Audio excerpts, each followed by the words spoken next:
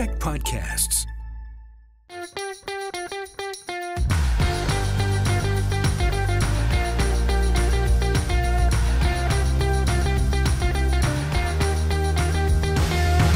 Hey everyone, and welcome to Political Capital, your source for all the latest in BC politics. I'm your host, Rob Shaw, coming to you from the Check News Christmas headquarters in Victoria. We are celebrating episode 79 and our last episode of 2022. What a year it has been. Two new leaders for two of BC's biggest political parties. We got a new premier, and we are going to look back on that and other big stories in our podcast extra this week. So subscribe to the podcast version if you're watching us on TV, YouTube, or Check Plus. Let us bring in the pod squad. Jeff, Katy, and Jillian are here as they have been all year. Thank you for your insight and analysis in this year. We will start off, I think, with this week's news, because there is always news when it comes to this premier right now.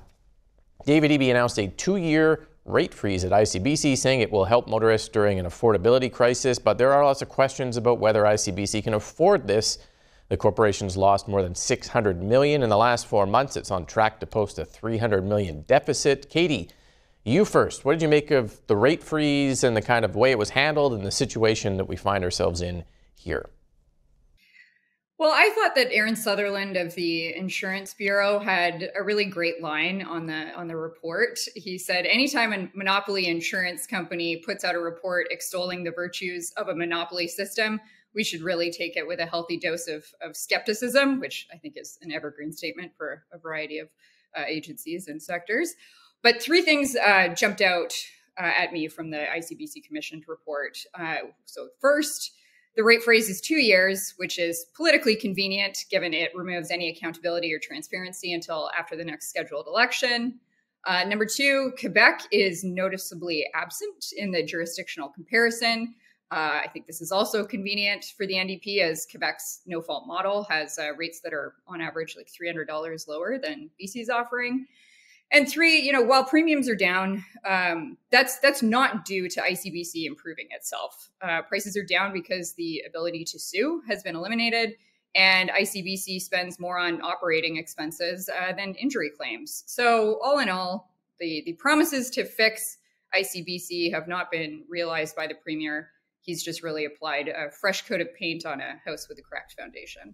And you're talking about a report that said that Icbc has, BC has some of the lowest insurance rates in the country. Yeah.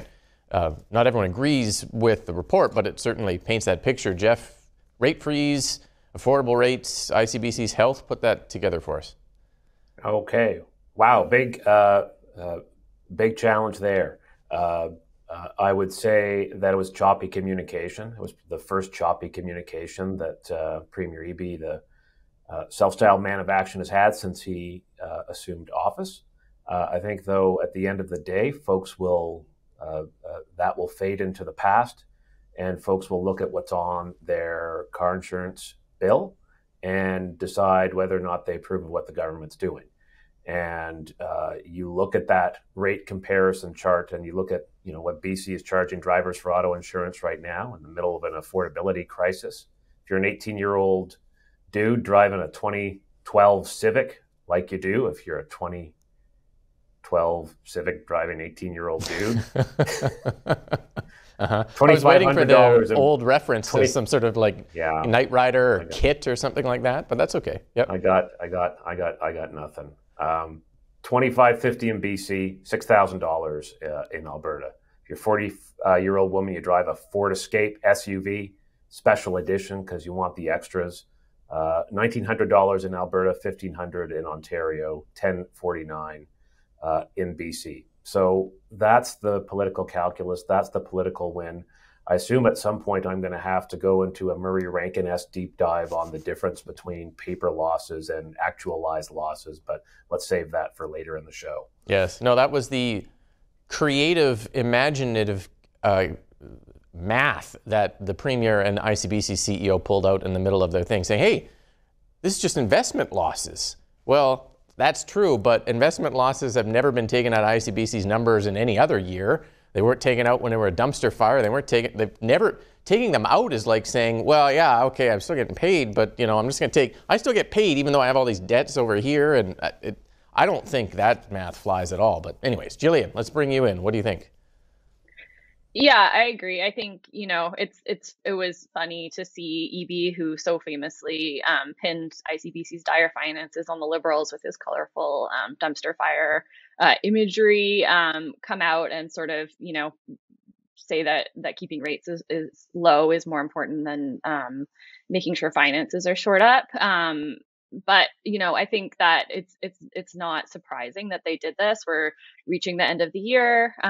Like Jeff said, there's a huge affordability crisis. I think they're probably, if rates had gone up, it's easy to imagine the Liberals making a whole bunch of hay over that as soon as that came out. So I think it's not surprising the government doesn't want any news, any attention on any form of cost of living going up for voters right now while they're trying to sort of get the momentum with the new premiership.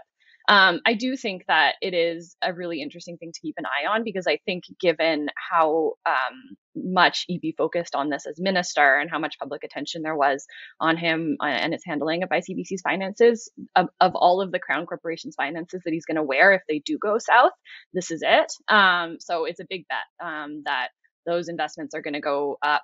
It was kind of shocking to hear the CEO kind of casually say, oh yeah, our investments are down because the market's down, but supply chains are going to resolve themselves and everything's going to be fine. I haven't heard that anywhere else from anyone. So it's a big bet, but I think, Eby knows this file well. There's reason to think that he believes that it's not going to catch up with him in the next 2 years. Well, Wells Fargo has said that SP 500 is going to go up 10% in the second half of 2023, and the losses, you can say, they lost 600 million. Well, they've also benefited from stocks going up 30%, 25%, 16% the last 3 years, and there's no money that's gone out the door because of the investment losses. It's losses on paper, and by the end of next year, analysts who are watching stock market say it's going to be a tough first half, but a good second half. So that money's going to reappear like Bobby Ewing in Dallas after he got killed in the one episode. And then he got his contract back with the Stoke because ratings were going down, and he came back magically later on. So I think that's what's going to happen with the... But they're not paper finances. Losses any more than ICBC's dumpster fire was a paper loss. They're numbers that exist in the budget. No, that's not true. In order that's not true. In 2017, ICBC posted a $1.6 billion loss, and they actually made $400 million on their investments. So the investments made it look like less of a dumpster fire than it was. Yeah, but this year, ICBC we didn't take the investment. That's a perfect profit. Example, because we didn't take the investment gains out of that number that year, right? The investment gains counted towards ICBC's better financial picture. And now that the investments are tanking, the argument from the government is take them out. Take them out. They're inconvenient. They drag our numbers down. So let's just focus on the core monopoly, which I don't... Look, in order to follow that scenario through, you have to ignore the numbers in the budget and the numbers in the quarterly update, which I don't think British Columbians should do, because those are the core financial documents of government. So when ICBC posts a loss in the quarterly update and a projected loss of $600 million, why would we go into their supplementary finances and subtract their investment losses from it? I don't see that at all, and I don't think that argument goes anywhere from the ICBC CEO. I'm amazed that they made it, because it's like you're going to change the accounting formula on ICBC now to make it look better after years of using it to your advantage. It boggles my mind that we would argue that point. But anyways, that's my rant on ICBC, having spent many years covering it. I think the viewers of Czech in Victoria area are right on top of their RSPs. They know the difference between paper and actualized losses. They get the financing. I trust the viewers at home. I mean, but I take your point, Rob. It just doesn't make any sense to change it. Like, it does. It's pure political spin is all it is. Mm-hmm. It's to take numbers out because they're inconvenient numbers to keep in. The same numbers we've used every single year to determine the health of ICBC. We are now going to take out because the government realizes they make the corporation look like it's losing money. Well, It is losing money on the budget. It is a negative number in the budget. It is like just until on the financial statements until markets rebound. And well, then that's you recoup the investment. Oh, This argument. is my favorite podcast of the year. Go For Rob. anyone still watching. Well, you know what? Okay, we'll move on. But that argument is ridiculous, and I will not allow the government I disagree.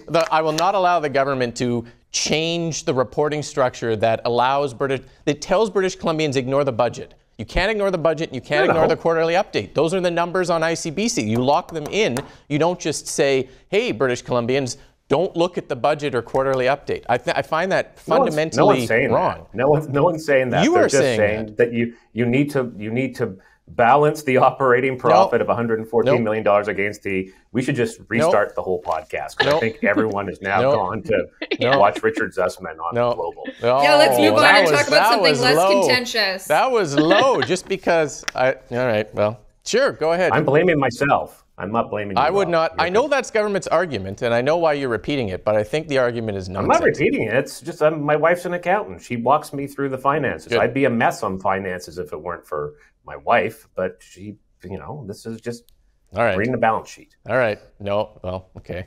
I mean, I'm not gonna say that. Well, anyways, we will leave that topic. But there's a fundamental disagreement on fudging the numbers there from Jeff's side because I'm the host, I have the last word, and I get to say fudging and Jeff. So there we go.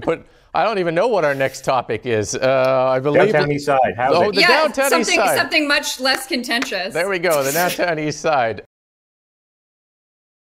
David Eby announcing 90 new modular housing units in the downtown East Side this week to try and get some shelter spaces that will eliminate the tent cities on Hastings Street, the tent encampments on Hastings Street and in Crab Park, saying that this is the beginning of what he's going to be doing in other communities as well, these sort of coordinated tables where the province takes the lead to get services and shelter spaces in alignment for cleaning up or having visible progress, at least, on public disorder in city streets. So let's just go around on that. Jillian, start with you there on this issue.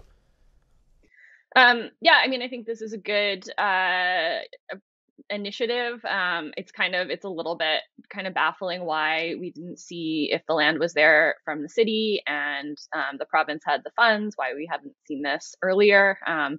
I saw a good point from Justin McElroy that, the NDP had announced a bunch of these types of units very early in their mandate in 2017, and then and they were worked, and then they kind of just stopped. There was some controversy when they put some of these up initially, but it kind of, they obviously didn't experience any real political blowback from it. And it's kind of frustrating that now these are going to be open in March instead of, at the beginning of winter when they're most needed. But it's good to see the new City of Vancouver government and the province working quickly to get things done. I think, long term, obviously, we need to be looking at much more preventative measures, mental health supports, closing wealth gaps, and addressing all the root causes that get folks into this situation. But I think it's a good step, it's a good initiative, and it's good that it's going to be done in the next couple months.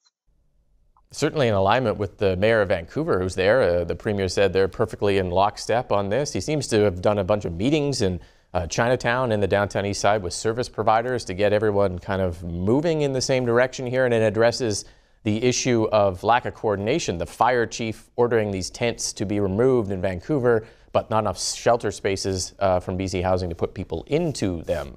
Jeff, what do you think of this? I think it's the right kind of housing that we need. It's going to help people. It's housing that's going to be built quickly, 24/7 supports for folks. The way it's going to work is folks who are in shelters right now are going to move into the housing. It's going to create more space and shelters for people on the street, and that hopefully helps us get some folks out of tents and into safer housing as we work to find people more permanent housing. I will say that what's happening with the City of Vancouver and the BC government, I am really excited to see them working together as they are. I think I don't fall within the political universe of Ken Sim and ABC Vancouver, which is his local government party in Vancouver, but they're focused on getting things done, and they're working well with the BC government. And I applaud both sides for instead of letting partisan differences get in the way, identifying a problem and getting to work. There's lots of work left to be done. This is a small step, let's be clear, but right direction for sure. It is a very functional and good relationship. It seems better than the relationship between the NDP government and former NDP MP turned Vancouver Mayor Kennedy Stewart, whose wife was also a BC NDP candidate. And yet this relationship with Ken Sim and the NDP government seems to be going better, perhaps because he's new and he's doing his own hit the ground running man of action routine that aligns up with Premier Eby. Katy, let's bring you in. What do you make of this? Look, getting people off the streets into safe homes is absolutely something that people of all partisan stripes can agree on. But putting people with significant mental health challenges and substance use issues into temporary housing without appropriate wraparound supports and a long-term plan is what I would call a stopgap measure. And this isn't just me saying this, like even the experts at the government-funded BC Centre on Substance Use agree. They say these types of stopgaps can often devolve into open drug use and dealing and result in a spike of crime and disorder for surrounding communities. And there is a precedent for this. Like former NDP MLA and now Nanaimo Mayor Leonard Krogh said the 2 modular housing projects erected in 2019 had a ton of issues from the get-go. Issues ranging from chop shops to vandalism to open drug dealing. Same with Maple Ridge, but add in, fights, fires, and deaths. One of the biggest problems with these types of temporary housing is that, they put people who are trying to stay clean and sober with active drug users, which I would classify as asinine. But look, sometimes you have to fund a stopgap measure. I recognize that, but what's really needed is as a long-term strategy, like what is next for these folks? Mm-hmm. There is that issue, and we see it from communities that have these modular housing units brought in, these temporary areas that are becoming almost permanent. Don't seem to be going anywhere, and they're leading to all sorts of issues. The government's tried to say they're wrapping more supportive services around them. There's a program to expand and do that. They would probably be well advised to expand that more quickly to address some of the concerns. But anyways, it's a good point, Katy. We will watch that topic because it seems like that's going to be happening in communities like Terrace and Prince George, Victoria and Nanaimo as these new coordination tables get up and going. Okay, it is our last show of 2022. We're going to do a quick tease here of year-end topics. Again, we'll have much more to say on these in our audio podcast, so make sure if you're watching the video version of this show, you subscribe to that to hear the full discussion. But again, a year in which we saw new leaders, a new premier, a museum, healthcare, lots of stuff that was going on. And we should just kind of begin to wrap our heads around it. One of the more notable and significant years in, I think since maybe 2017 in terms of change in BC politics. Jeff, why don't we start with you? What's some of your highlights that come to mind? Well, clearly the number one issue in British Columbia is the accounting at Icbc and how I'm correct and you're not. No, well, my story for the year is John Horgan's retirement, leaving as BC NDP's most successful and most popular premier. The leadership race to choose David Eby, which became a leadership race of one, and his ascension to power and his first 100 days, where he's established himself as, or tried to establish himself as a man of action and how that goes. So we'll talk about that in the podcast. It is, I've said before about Horgan, and it's amazing how quickly people leave. He just disappeared off the political scene. He didn't even get his final speech in the House as a tribute because he was sick that day, and they did not name a lacrosse box after him, which is what I thought someone was going to do. He's just gone, and no one talks about him anymore, and he's not expected to even show up in the House as an MLA at any point. So that's what a fascinating, politics can be brutal, but what a fascinating change for John Horgan in just 1 year. Jillian, what are some of your highlights? For me, the biggest story of the year was healthcare.